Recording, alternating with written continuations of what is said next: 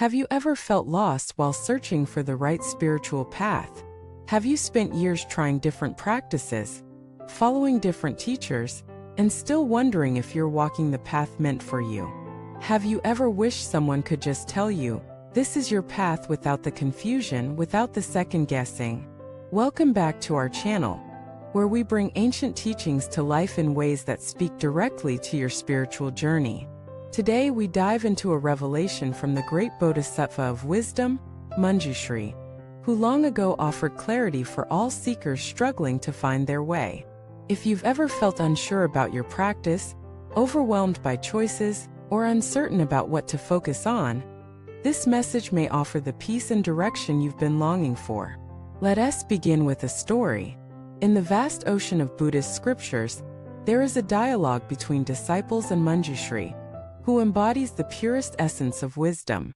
When asked what is the best path for beings in this age of confusion, his answer wasn't abstract. It wasn't cryptic. It was clear, direct, and deeply compassionate. He said, in the age of degeneration, the most suitable path is the one that aligns with one's own capacity and nature. In other words, the right path for you is not the most difficult one, not the most popular one, and certainly not the one someone else is on. It's the one that matches your mind, your temperament, your karma, your present condition. And here's where the problem begins. Most of us don't trust ourselves enough to know what that path is. We think we need someone outside of us to validate our direction. We think wisdom comes from somewhere higher, from a guru, from a book, from a system. And while teachers and scriptures are essential, they are only guides. The compass must be within. Manjushri's teaching is revolutionary because it shifts the focus away from the endless search and returns it to the immediate moment. It says, stop chasing idealized forms of practice. Stop copying what others are doing. Start listening inward. That voice inside, the one that knows when something feels right or wrong, that is wisdom in seed form. That is Manjushri within. But how do we hear that voice clearly? By cultivating silence. By removing comparison, by letting go of the idea that there is only one correct method of practice. In fact, throughout Buddhist history, different great masters have walked vastly different paths and all awakened. Some practiced strict asceticism, others emphasized compassion and action. Some sat in deep samadhi, others engaged in constant service. Some chanted, others studied, some wandered. Some remain still. There is no one-size-fits-all path in Buddhism. There is only the path that works for you. And that is precisely what Manjushri points to. He invites you to take ownership of your journey, not to invent a new path from ego, but to discover the one already unfolding beneath your feet. Let us reflect for a moment. Have you ever felt drawn to a practice, chanting, meditation, study, service, but then doubted yourself because it wasn't what others were doing? Have you ever abandoned something that brought you peace just because it didn't look spiritual enough? These are common mistakes, and they cause deep spiritual confusion, because the truth is, what works for one person may not work for another. That's not a weakness. That's design. Your life experiences, your emotional patterns, your karmic tendencies, they all shape the method that will open your heart.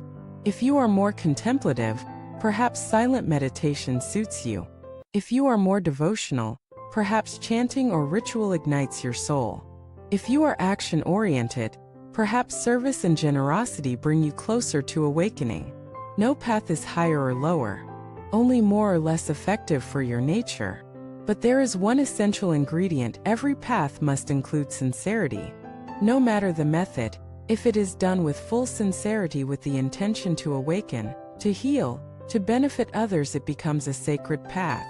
And this is where Manjushri's wisdom deepens. He doesn't just say, find your path. He says your path has already been chosen by your heart, your karma, your truth. Your task is to recognize it, honor it, and walk it with full commitment. Too many seekers spend their whole lives jumping from one method to another, chasing novelty, chasing validation, always starting over. But every time you restart, you delay the ripening of your practice. Because practice, like a tree, requires time, consistency, and patience to bear fruit. You must dig one well deeply, not 20 shallow ones. So what does that mean practically? It means sitting with yourself and asking, what practice brings me peace? What method opens my compassion? What tradition makes me feel alive, not in my ego, but in my spirit? It means trusting your own journey, even if no one else understands it. It means letting go of the spiritual marketplace, the endless comparison, and the belief that the perfect teacher or tradition is out there somewhere waiting to fix you. Because the truth is, you are not broken. You are unfolding. Manjushri's wisdom is not about finding something new. It's about returning to what's already working and giving it your full devotion. Even if your practice is simple, even if your altar is small, even if your chanting is soft, if it is sincere, it is holy. Let us end with this. You are already on the path. Right now, listening to these words, searching with your heart, asking these questions. That is the sign. That is the blessing.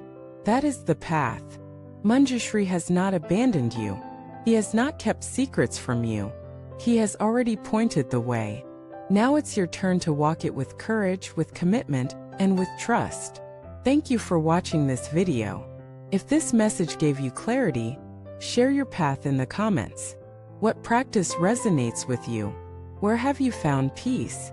Let us support one another on our unique journeys. And if this video helped you, please like, subscribe, and stay connected for more wisdom to light your way. No more searching, just walking, step by step, heart to heart, wisdom to wisdom.